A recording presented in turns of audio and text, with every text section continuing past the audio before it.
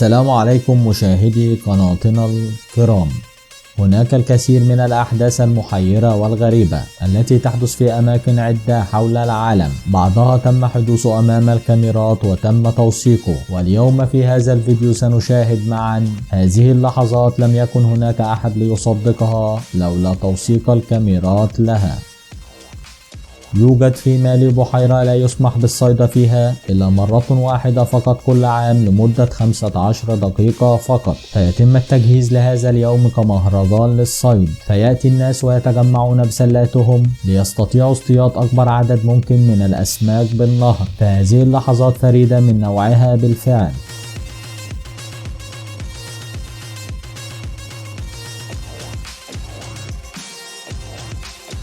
ذهب 3 من الأصدقاء إلى رحلة نهرية بواسطة قارب، وفي وسط النهر بدأ هذا القارب بالدوران حول نفسه، فكان لا يمكن السيطرة على القارب نهائيا، فألقوا بأنفسهم في البحر سريعا وتم التقاطهم من قبل إحدى القوارب القريبة، وظل القارب يمشي وحده إلى أن اصطدم بعدة عوائق على شاطئ النهر ولم يستطع تجاوزهما فوقف على الفور.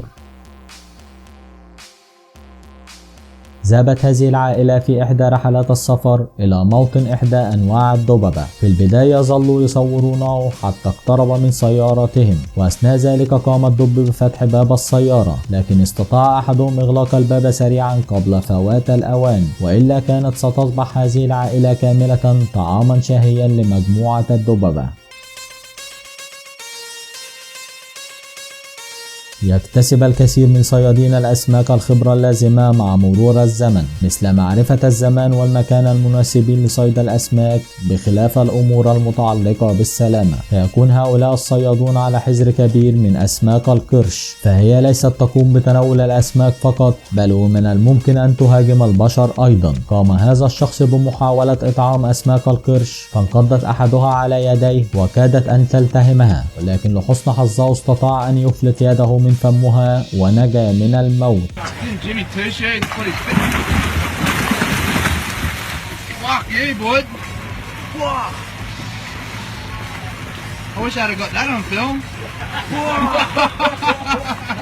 كان ضابط الشرطة هذا يسير على الطريق، وكان على وشك عبور خطوط السكك الحديدية ولم يكن هناك أي تنبيه، وعندما أوشك على العبور ظهر له قطار فجأة عبر التقاطع وكاد أن يحطم كل من في طريقه. لم يكن للشرطي أي حل آخر سوى الانعطاف نحو اليسار بسرعة كبيرة، وبعد مرور القطار سقطت حواجز التحذير، وكان قد ذهب القطار بالفعل، واتضح بعد ذلك أن الحواجز كانت معطلة.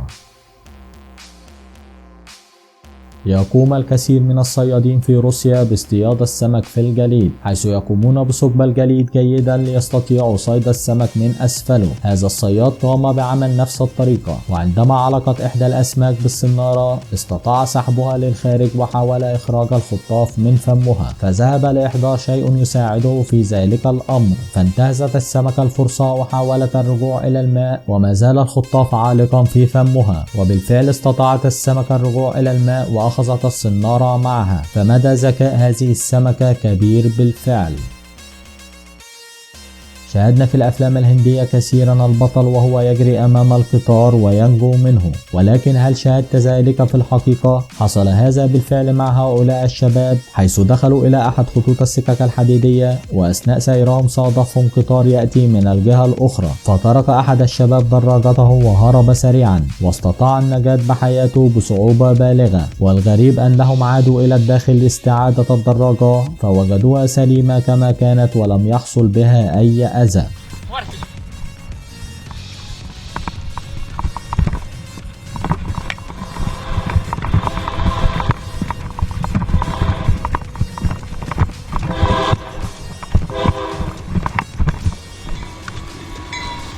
غالبا ما تعبر الحيوانات الطريق في الأماكن التي لا يفترض بها القيام بذلك، وهناك على الطريق علامات تحذير للسيارات في المواقع الموجود بها الحيوانات البرية، ولكن الغريب هو وجود مثل تلك أسماك السلمون على الطريق. وكما ترى تظل الأسماك تكافح تيارة المياه التي غمرت الطريق السريع. تحتاج هذه الأسماك إلى الوصول إلى الجانب الآخر من الطريق لتفقس. فهل لك أن رأيت سمك يسبح على الطريق من قبل؟ ولكن في هذا المكان يقوم سمك السلمون يوميا بالمرور من هذه المنطقة، فقد يحتاج هذا الموقع إلى إشارات مرور بالفعل لتنظيم حركة مرور سمك السلمون ومرور السيارات.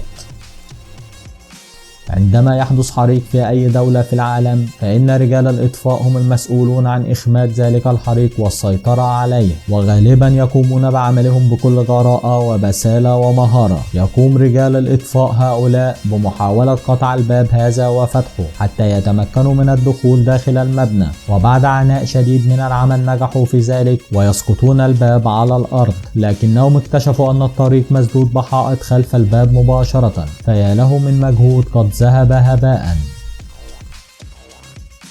استطاع أحد الصيادين تصوير هذا المشهد لأحد الحيتان وهي تقوم بافتراس صغير الفقمة، لكن الفقمة الأم استطاعت النجاة بحياتها عندما تشبثت بالقارب وظلت تنادي صغيرها الذي تم افتراسه، فيا له من إحساس مؤثر. وقام الصيادون بالابتعاد عن تلك الحيتان وأنقذوا حياتها.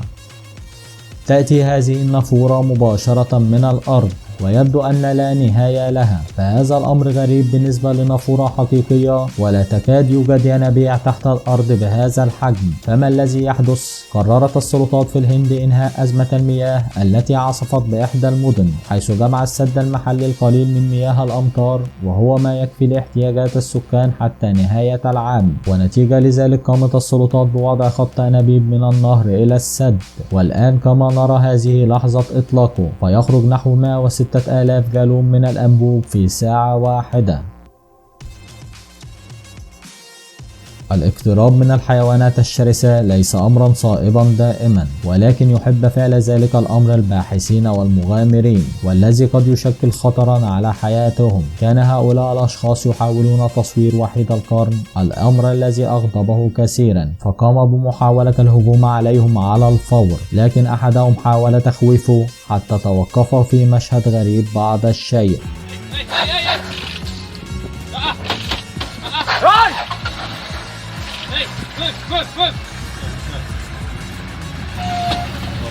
عندما تسمع اسم التمساح سيبدر في ذهنك صورة دموية عن ما يمكنه فعله، فهذا الحيوان شرس وخطير جدا، وإذا تمكن التمساح من أحد فإن الإفلات منه سيكون أمرا غير وارد في كثير من الأوقات. ولكن رغم ذلك فإن بعض الناس يخاطرون بحياتهم ويقتربون منه إلى حد الخطر ويقومون بإطعامه، مثل ذلك الرجال الذين يقومون بتقديم الطعام لهذه التماسيح. تخيل ماذا يحدث لهم إن قام بمهاجمتهم. هل ذلك الأمر شجاعة أم تهور منهم؟